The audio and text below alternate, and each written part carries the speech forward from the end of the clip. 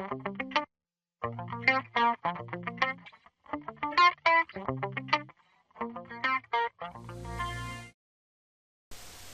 YouTube, Tech Wizard for you here today, and today I'm going to be showing you how to get a custom cursor in Adobe Flash CS5.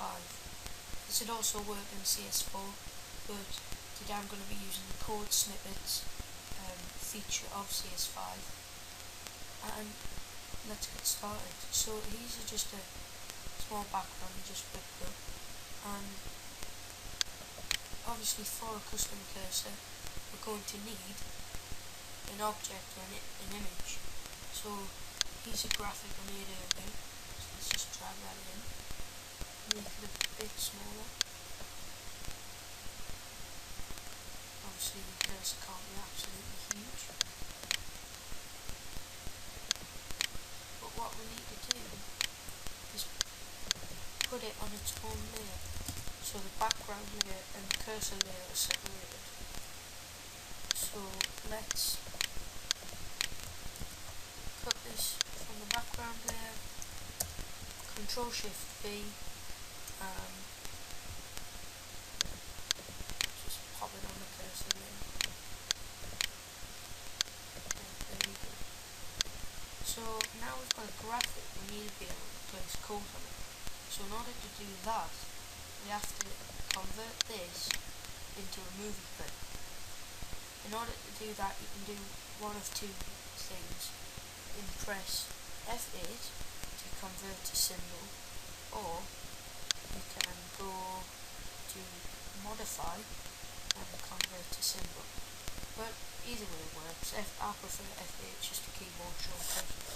So let's name it. I'll just call it cursor movie clip, and there we have it. And as you can see, the hotspot on the cursor is being placed in the top left, just next to the arrow. And if you're interested in knowing how to make this cursor, I'll do a quick tutorial on making the graphic soon. So now we have our movie clip. What we need to do is go to Window, Code Snippets, and basically this is a really good feature of CS5. It allows you to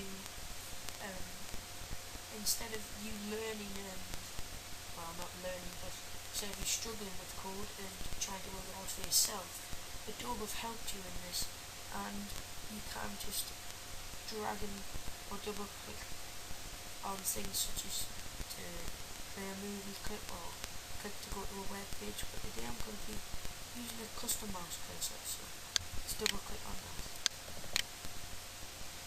And it comes up with a message. It requires an instance name. So basically what that is if you go into the properties of the image, you'll see the movie clip instance name. So if we want to call this, we can just call it cursor. And Adobe Flash will give it an instance name like movie clip 1 or something, but if you prefer that, then go for it. So custom mouse cursor, and then it fetches up the actions window, and basically changes the default cursor into your cursor. And basically the stage add child means that it's going to add to stage your new movie clip named cursor. And below just a few pieces of code, this just explains the parameters of the mouse. And then this piece of code, mouse.hide parentheses semicolon, explains that the program wants to hide the default cursor and replace it with our new cursor. So if you just go to test that, and it's fine, nothing goes. So as you can see, Adobe's made a new actions layer with all the code on there. So let's just go and test it now. And as you can see, we have the new cursor. And let's just test this out on a simple button.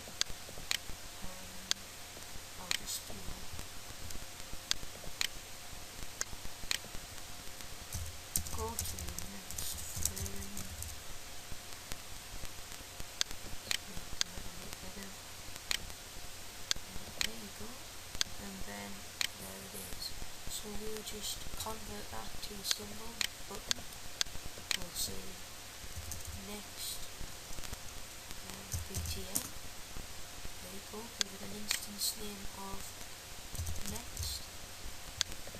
Then we can use the code snippets again in order to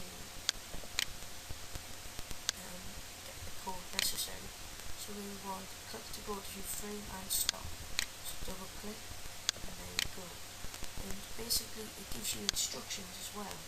Say replace the number 5 in the code below. Basically that's here. So what this means is go to means which frame, and stop means that the SWF file won't continue to play the frames. It will stop at this designated frame. Let's put it at frame 2. So there we have it. Let's just insert keyframes and we'll add something to the background just so you know it's frame 2. We'll have the light blue and there you go. So let's test this.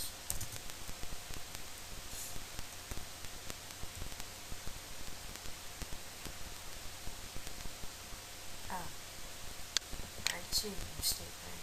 So what this is forgot is because I have insert keyframes on stage 2, the frames are running through each other going from 1 to 2. So what I need to do is go on to my actions layer, press F,